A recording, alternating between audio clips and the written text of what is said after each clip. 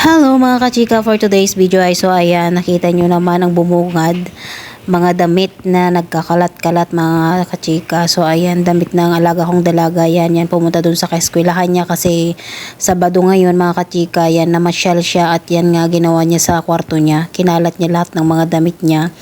Pero naghanap lang yan mga kachika, pero hindi niya, meron siguro siyang hindi nahanap-hanap, kaya yan inilabas niya lahat yung mga damit niya. Buti na lang hindi laging ganito mga kachika. Ngayon, pag may hinahanap siya, tapos may pupuntahan siya, so ayan, ganyan.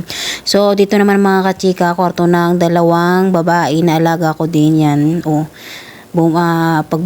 Bumangon na sila. So, ayan, at maglilinis na ako ng mga kwarto.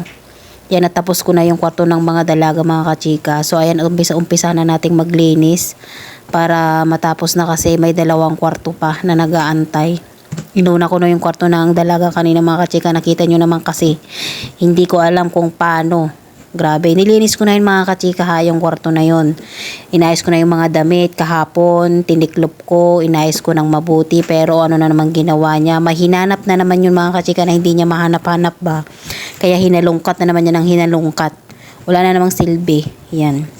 So ayan, mga kwarto din nung dalawang babae na magkasunod. Yan, at Sabado ngayon mga kachika. Yan, bukas may pasok na naman. Yan, oras na naman ng paglilinis ng mga kwarto kasi tapos naman ako sa baba mga kachika. So ganito lang ako mga kachika, routine ko araw-araw. Pagkatapos sa baba, yan, maglinis, isunod naman sa mga kwarto. Lalo na pag may klase mga kachika, kailangan pagdating nila malinis na yung kwarto nila. Para pagdating nila, magbihis, kumain ng pangtanghalian, matulog na. Yan ang ginagawa nila mga kachika pagdating nila kumain muna bago matulog. So ayan, kaya nagmamadali ako mga kachika. Ang hirap kasi magluluto pa ako. Lalo na pag may klase, yan, magluluto pa ako. Pero hindi ko na muna nililinisan lahat ng mga kwarto pag may klase. Yung mga natutulog lang agad-agad. Yan. Kasi pagkatapos kumain, meron yung nagsiselfon muna. Meron naman yung pagkatapos kumain, matulog na. So ganyan lang mga kachika, paulit-ulit lang na gawain. So ayan ang mga kachika, malinis na ang mga kwarto nila, nakita nyo naman kanina. At ang pagkakaiba ngayon mga kachika, di ba malinis na, pero mayat maya mga kachika, wala na naman yung magkakalat-kalat naman yung mga yan. So ito naman yung kwarto ng dalaga kanina mga kachika, di ba nakita nyo naman yung kalat na mga damit.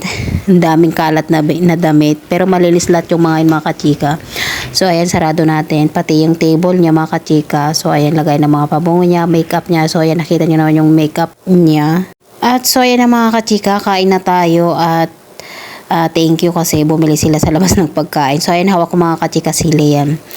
Thank you kasi bumili yung amo kong lalaki sa labas ng pagkain. Akala ko magluluto pa kami. So ayan, at pagod din ako sa taas na naglinis mga kachika. So ayan, yung pagkain, kabsa, yan.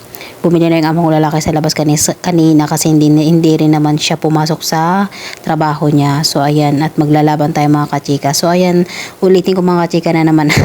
Ayaw ko talaga to mga kachika noon. Ewan ko lang sa mga kababayan ko kung na nandito sa Middle East, kung gusto rin nila yan laban. So ayan, masarap din naman siya mga kachika.